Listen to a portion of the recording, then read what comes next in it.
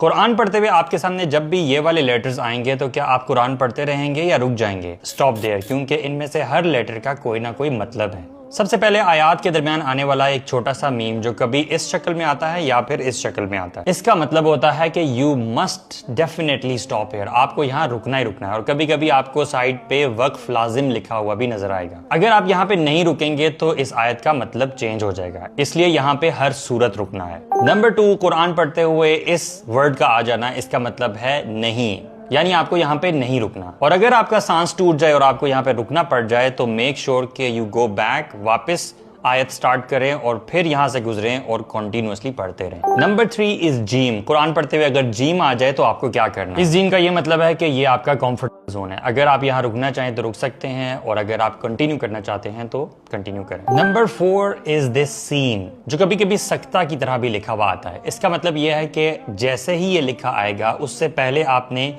چھوٹا سا مومنٹریلی پاز لینا ہے، لیکن سانس کو توڑے بغیر آپ نے اگلا ورڈ بھی ادا کرنا ہے، جیسے کلا بل ران علی قلوبہم، اور جیسے وقیل من راق۔